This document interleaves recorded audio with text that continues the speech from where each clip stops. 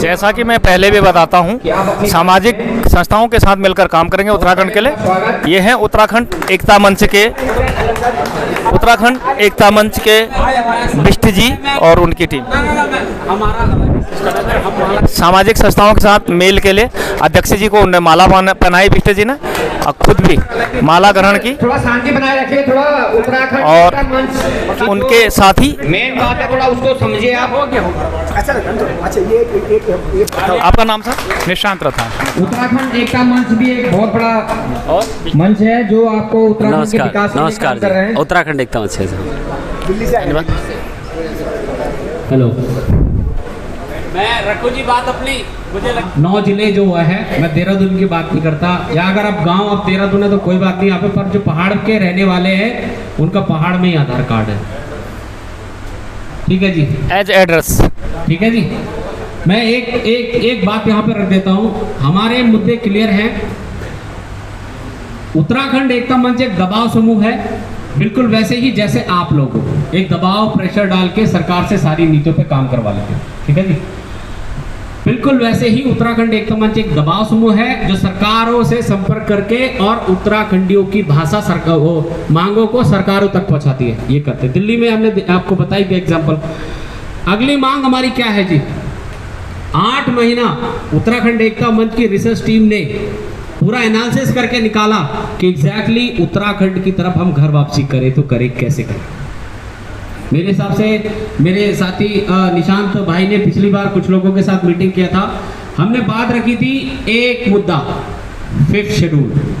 भारत के अनुसूची 12 अनुसूची होती है भारत के संविधान में, उसमें से 2 अनुसूची 5th और 6th शेड्यूल। आप लोग तो आर्मी से रिलेटेड आपको पता है पहाड़ी क्षेत्रों के बारे में कि कहाँ जमीनें खरीदी जा सकती है, कहाँ नहीं खरीदी जा सकती। लेकिन भारत की 2 अनुसूची ऐसी है, 5वीं और 6ठी अनुसूची, जिस राज्य पे लग जाए उस राज्य का प्रगति हो जाता है, और जिस राज्य पे लग जाए उस राज्य के अंदर कोई जमीन नहीं खरीद सकता। बताइए आप इसमें सहमत है ना? ऐसा है ना? वो अलग अलग रूपों में लगी है। हाँ चुप। हाँ, तो अब मैं बात करता हूं कि 5वीं अनुसूची, जो भारत की 5वीं अनुसूची है, वो उत्तराखंड के लिए क्यों इंपॉर्टेंट है? वो इसलिए इंपॉर्टेंट है, अगर भू कानून चाहिए तो हिमाचल वाले लाहौल स्पीति के तर्ज पे चाहिए, और वो 5th शेड्यूल के अंदर आता है।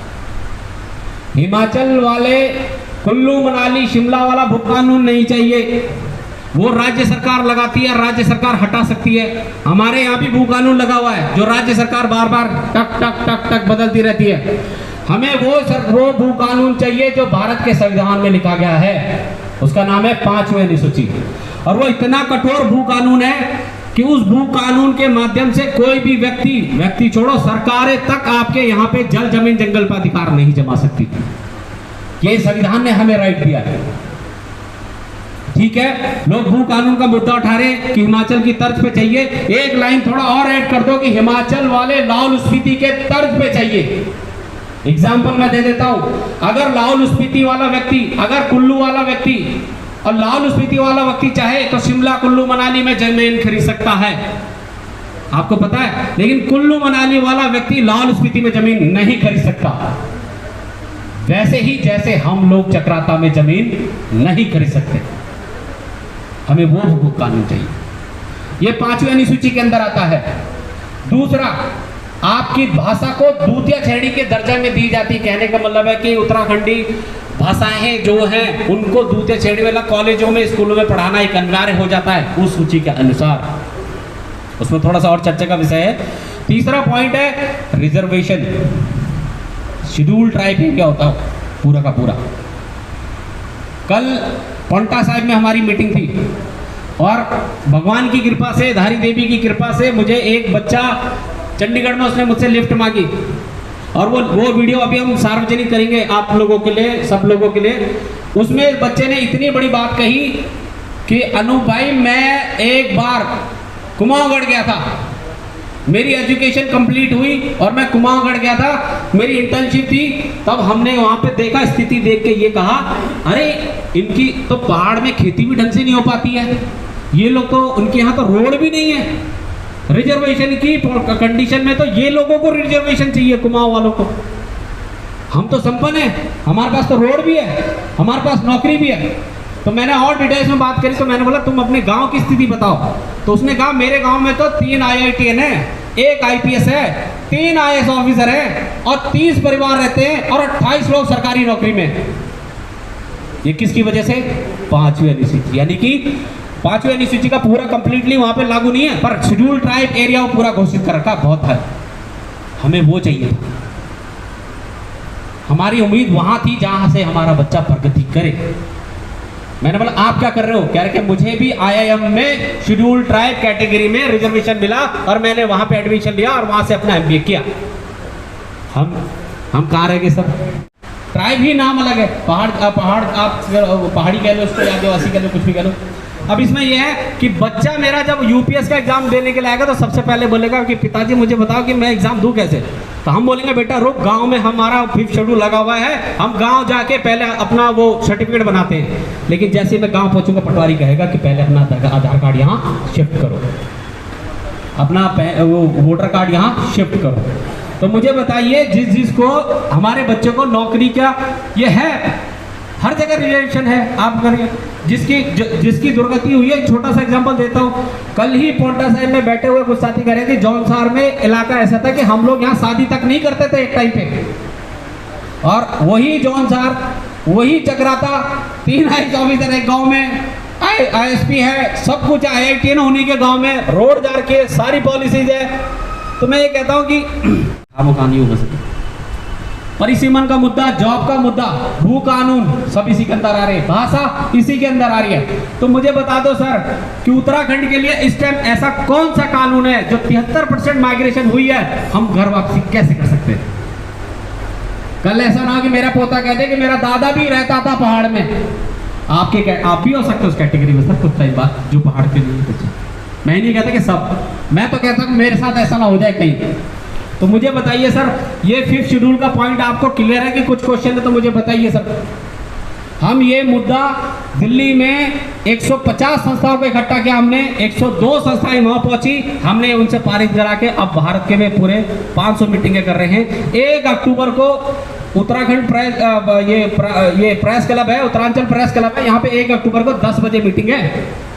वहां से भी सब लोगों को निमंत्रण कर वहां बुलाएं कि हमें एक विचारधारा क्या है जो उत्तराखंड की प्रगति करे, एक विचारधारा।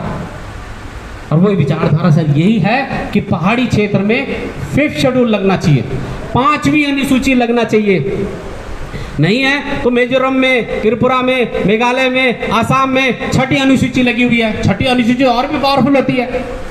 और बाकी जिलों में 10 राज्यों के कुछ क्षेत्रों में 5वीं अनुसूची लगी हुई है। अब मैं इसको थोड़ा और पीछे लेके चलिए, आप लोगों को तो पता होगा उत्तराखंड के इतिहास के बारे में। अंग्रेजों द्वारा 1874 में एक एक्ट था, उसका नाम था शेड्यूल डिस्ट्रिक्ट एक्ट, जिसका नाम चेंज करके भारत के संविधान में 5वीं अनुसूची और 6ठी अनुसूची कर दी, और वो पूरे भारत के पहाड़ी इलाके में लगा हुआ था। तो मुझे बताइए जब गौरा देवी जी ने आंदोलन किया था इंद्रमणि बडौनी जी के साथ मिलके कि वो अधिकार जो 5th शेड्यूल आपने हटाए हैं हमें वापस दो, हमारे जल जमीन जंगल का अधिकार हमें वापस दो, तो सर वो आंदोलन उग्र क्यों नहीं हुआ? उसको एक पर्यावरण आंदोलन क्यों का रूप किसने दिया? मैं मानता हूं कुछ ये गलती दिल्ली वालों की भी है, अभाव, जानकारी का अभाव। हम सभी, अगर मैं भी आपसे पूछूंगा ना सर कि गौरा देवी जी किस लिए फेमस है, तो सब ये कहेंगे चिपको आंदोलन।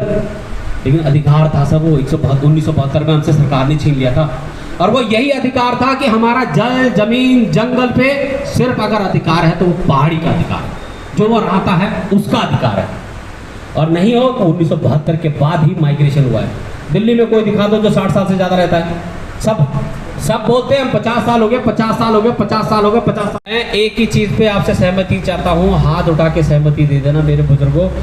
आप ये बताइए कि उत्तराखंड में 5th शेड्यूल लगना चाहिए कि नहीं लगना चाहिए? यस, लगना चाहिए।